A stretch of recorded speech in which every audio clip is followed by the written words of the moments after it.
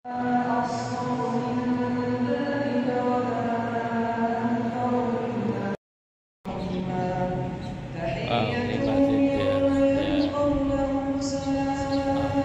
sekali ya untuk membahas dua tingkat dan cukup manusiawi.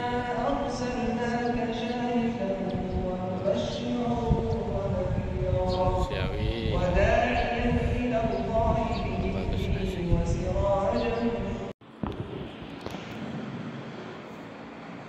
Alhamdulillah alladzi ja'alana minal muslimin wal mu'minin wal muhsinin. Asyhadu an la ilaha illallah wahdahu la syarika lah wa asyhadu anna Muhammadan abduhu wa rasuluhu la nabiyya ba'dah. Allahumma shalli wa sallim ala hadzal nabiyil karim Muhammadin wa ala alihi wa ashabihi ajma'in, amma ba'd. Fa ya ibadallah, usikum wa iyaya bi taqwallah wa ta'atihi la'allakum tuflihun. A'udzu billahi minasy syaithanir rajim. Bismillahirrahmanirrahim. Wa likulli ummatin ja'alna mansakan yadhkuru ismallahi 'ala ma razaqahum min bahimatil an'am. Fa ilahukum ilahun wahid falahu aslimu wa basyiril mukhbitin. Alladzina idza dzukirallahu wajilat qulubuhum was-sabirina 'ala ma asabahum wal muqimis shalah wa mimma razaqnahum yunfiqun. Shadaqallahul azim. Puji syukur kita panjatkan hanya kepada Zat yang Maha Ghafur, yang telah memberikan karunia kenikmatan kepada kita semua, terutama nikmat iman dan nikmat Islam. Salawat dan salam mudah-mudahan senantiasa tercurah kepada panutan kita semua, pimpinan kita semua, tauladan kita semua, yakni Nabi besar Muhammad sallallahu alaihi wasallam. Beliau adalah manusia yang paling militan di dalam keislamannya, di dalam keimanannya, di dalam ketakwaannya. Jadi kalau mau mencari contoh siapa sosok yang paling militan di dalam keislaman, di dalam keimanan, tiada lain adalah Nabi besar Muhammad sallallahu alaihi wasallam. Hadirin jamaah Jumat yang berbahagia, mengawali khutbah ini khatib ingin mengajak kepada kita semua, marilah kita meningkatkan keimanan dan ketakwaan kita kepada Allah dengan cara marilah kita berusaha di tahun baru ini agar kita mampu menjadi muslim yang semakin militan, menjadi muslim yang tidak hanya tertulis di KTP, menjadi muslim yang tidak KW, tetapi menjadi muslim yang betul-betul militan. Hadirin jamaah Jumat yang berbahagia, alhamdulillah kita juga memasuki tahun baru Islam ini sungguh luar biasa. Sudah 1445 Hijriah. Ini adalah perjalanan yang sangat panjang, dan berkahnya dakwah Rasulullah sallallahu alaihi wasallam tentu telah banyak melahirkan umat Islam yang militan. Bahkan di dalam statistik di dunia ini umat Islam tercatat sekitar 2 miliar. Umat Islam tercatat 2 miliar. Sementara jumlah manusia ada 7 miliar. Jadi sebetulnya masih banyak lahan dakwah kita. Jadi baru 2 miliar dari 7 miliar. 2 miliar ini didakwahkan oleh Rasulullah. Bergeliatnya itu mulai hijrahnya Rasulullah dari kota Makkah ke kota Madinah. Jadi menurut para ahli, seandainya tidak ada hijrah Nabi dari kota Makkah ke kota Madinah, maka tidak masuk akal perkembangan Islam seperti saat ini. Jadi memang hijrah itu betul-betul menjadi awal bangkitnya dakwah Islam. Sehingga di zaman Umar bin Khattab, ketika umat Islam bermasalah mengenai kalender, umat Islam kebingungan ketika mendeteksi yaitu administrasi persuratan. Ada surat tertanggal 1 Muharram tahun gajah, 1 Muharram tahun kesedihan. Jadi nama tahunnya itu macam-macam dan bingung ini tahun keberapa, kapan. Maka umat Islam berdasarkan rapat yang dipimpin oleh Umar bin Khattab yang waktu itu menjadi khalifah, memutuskan membuat kalender sendiri yang disebut dengan kalender Hijriah. Kalender Hijriah itu adalah kalender yang dinisbatkan kepada hijrah Nabi dari kota Makkah ke kota Madinah. Kenapa hijrah? Tadi alasannya karena dakwah Islam itu majunya dan berkembangnya dimulai dari hijrah Nabi dan para sahabat dari Mekah ke kota Madinah. Jadi bukan kelahiran Nabi, bukan diangkatnya menjadi Rasul, bukan wafatnya Nabi, yang menjadi dasar kalender Islam itu adalah hijrahnya Nabi dari kota Mekah ke kota Madinah. Lalu bulan Muharram dijadikan sebagai bulan pertama tahun Hijriah. Kenapa tidak bulan Ramadan? Kenapa tidak bulan Rabiul Awal? Itu ya. Karena ternyata tadi diantaranya adalah hijrah Nabi itu dilaksanakan di bulan Muharram.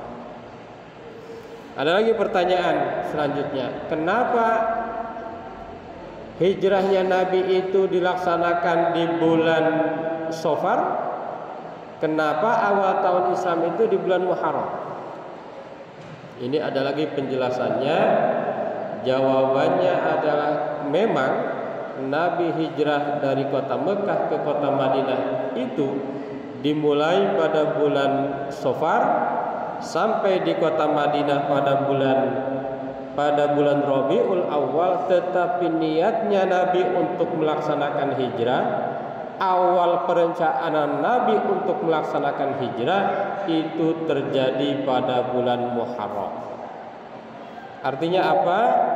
Artinya di dalam Islam itu yang dihargai, yang dinilai tidak hanya amalnya, tetapi dari sejak rencana dan niat itu sudah Allah tulis dan Allah catat sebagai amal kebaikan. Hadirin jamaah Jumat yang berbahagia, kalau di Indonesia mau Hijriah mau Masehi ini sama-sama memberikan manfaat atau ada gunanya berkaitan dengan kita. Kalau berkaitan dengan ulang tahun ya sebaiknya Hijriah. Usianya berapa? 60 tahun. Hijriah apa Masehi? Harusnya Hijriah. Kenapa harus Hijriah? Karena perhitungan usia di zaman Rasul dan para ulama itu menggunakan Hijriah. Misalnya Nabi Shallallahu Alaihi Wasallam usianya 63 tahun. Itu Hijriah apa Masehi? Hijriah. Apa beda? Beda. Kenapa beda? Karena setiap 33 tahun itu beda setahun. Itu. Setiap 33 tahun beda setahun. Artinya kalau usia Rasulullah 63 tahun menurut Hijriah, maka menurut Masehi Rasulullah hanya sekitar 61 tahun. Maka penting, bagusnya Hijriah kalau ulang tahun. Menentukan anak kita balik atau belum, misalnya berdasarkan Imam Syafi'i, pakai apa? Pakai Hijriah. Tapi yang umum di kita kalau ulang tahun biasanya pakai Masehi. Ya tidak salah juga, tetapi kalau mau lebih afdol, lebih tepat, lebih bagus, menurut hemat khatib adalah tahun Hijriah. Tahun Hijriah ini berguna dalam banyak hal. Misalnya awal Ramadan itu pakainya Hijriah. Awal Muharram itu pakainya Hijriah. Ibadah haji pakainya Hijriah, bukan pakai Masehi. Tetapi tahun Masehi juga ada juga berkaitan dengan Islam. Misalnya apa? Misalnya waktu sholat. Nah, ini waktu sholat ini berkaitannya dengan Masehi. Jadwal sholat zuhur di Depok tanggal 4 Agustus 2023 dengan 24 Agustus tahun lalu dengan 24 Agustus tahun manapun, insya Allah sama. Gitu. Ini jadi gunanya Masehi di situ. Ada manfaatnya dan terkait dengan ibadah kita. Insya Allah sama. Kalau tidak percaya silakan dicek. Ya. Jadi antara Masehi dan Hijriah itu sama-sama berkaitan dengan Islam, tetapi mana yang dipakai untuk A dan mana yang dipakai untuk B dan seterusnya. Hadirin jamaah Jumat yang berbahagia. Yang terpenting apa dengan tahun baru Hijriah? Ini sebetulnya yang terpenting adalah bagaimana kita merencanakan tahun baru ini agar kita menjadi muslim yang semakin militan. Jadi muslimnya yang semakin militan, bukan hanya muslim tertulis di KTP, tertulis di data, atau istilahnya KW ya. Tetapi bagaimana kita ini merencanakan dan berusaha di tahun baru ini menjadi muslim yang militan. Di dalam Al-Quran, muslim yang militan itu disebut wabasyiril mukhbitin, yaitu muslim al-mukhbit ya. Muslim yang militan. Ada yang menafsirkan para ulama muslim militan itu adalah muslim yang al-mutmainnin, muslim yang teguh kepada Allah. Ada yang bilang al-khashiin, muslim yang khusyuk. Ada yang bilang al-mukhlisin, muslim yang ikhlas. Ar-raqiqah qulubuhum, muslim yang lembut hatinya. Alladzina la yadzlimun, muslim yang tidak pernah zalim kepada orang lain. Itu diantara penafsiran para ulama. Di dalam ayat selanjutnya Al-Quran menyebutkan ada 4 ciri muslim militan. Yang pertama, idza dzukirallahu wajilat qulubuhum. Muslim yang militan itu ketika disebut nama Allah bergetar hatinya.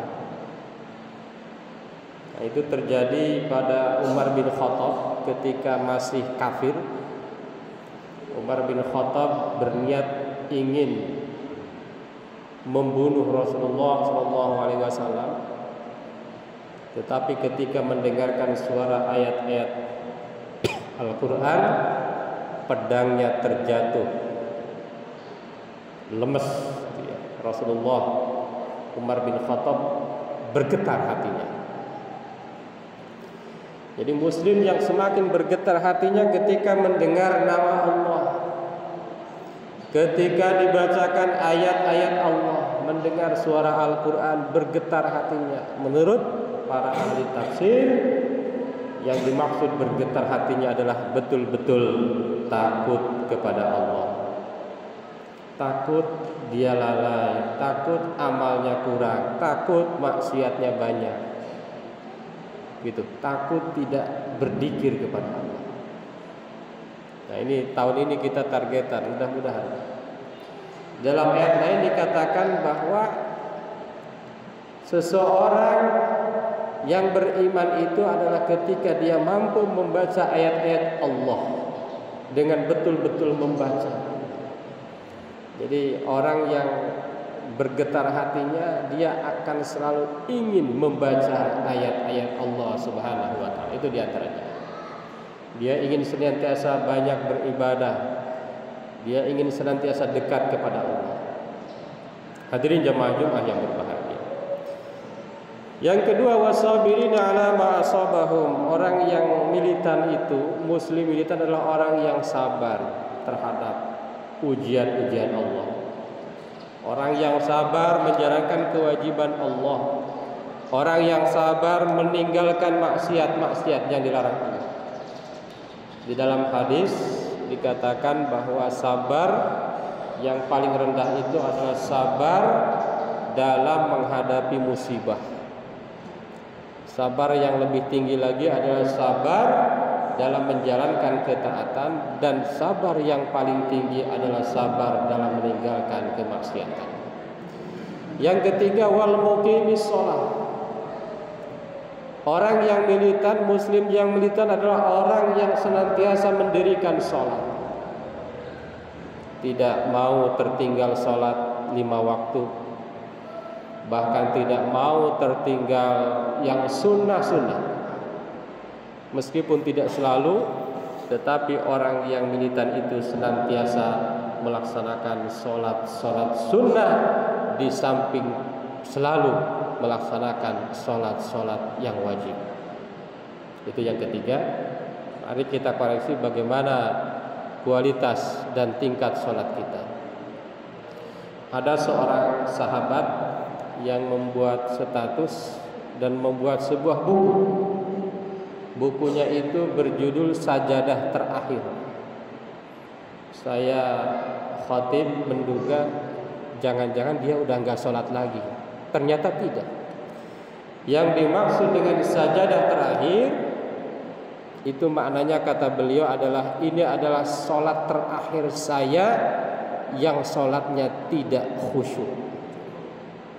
Jadi beliau merasa bahwa sholat selama ini ya hanya sekedar melaksanakan kewajiban, tetapi mulai detik ini beliau ingin merubah sholatnya, sholat yang berkualitas penuh dengan kehusyukan kepada Allah.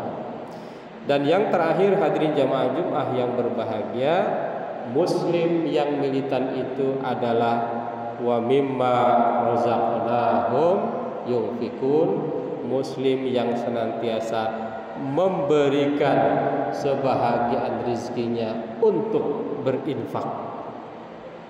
Umat Islam bersyukur sekali, zakat umumnya 2,5%, jadi tidak terlalu banyak.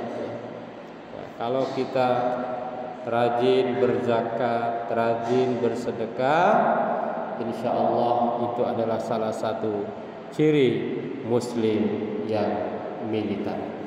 Hadirin jamaah Jumat yang berbahagia, mudah-mudahan di tahun baru ini kita semakin meningkat kualitas keimanan kita, kualitas ketakwaan kita, dan kualitas kemilitanan kita.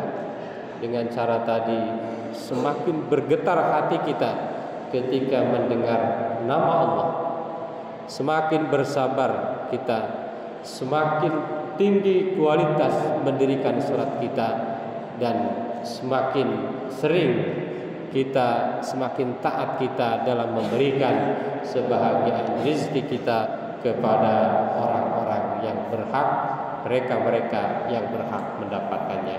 Barakallahu li wa lakum fil Qur'anil azim wa nafa'ana wa iyyakum bima fihi minal ayati waz zikril hakim. Aqulu qouli hadza astaghfirullahal azim.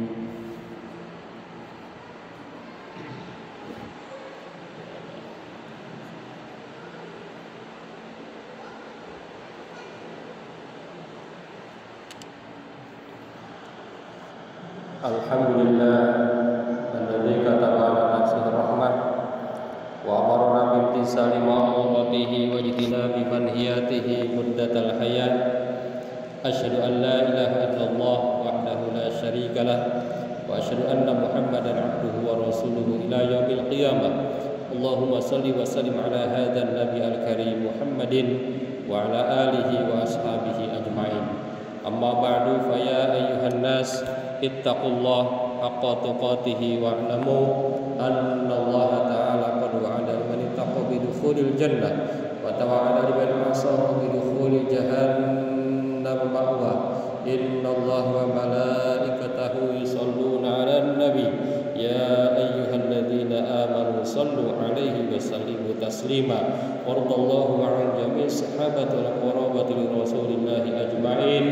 Amin ya Allah ya rabbal alamin. Allahumma ighfir lil mu'minina wal mu'minat wal muslimina wal muslimat al ahya'i minhum wal amwat. Allahumma aslih dhata bainihim waj'al fi qulubihimul imana wal hikmah wa auzi'hum ala ahdika alladhi ahadta ilaihim waj'alna minhum wa'tina bidaratil islam bihidayatika rahmatika wasi'ah wa taqabbal du'aana innaka antas samiul alim. Ibadallah, innallaha ya'muru bil 'adli wal ihsan wa ita'i dzil qurba wa yanha 'anil fahsya'i wal munkar wal baghi. Ya'idzukum la'allakum tadhakkarun wastaghfiruhu innahu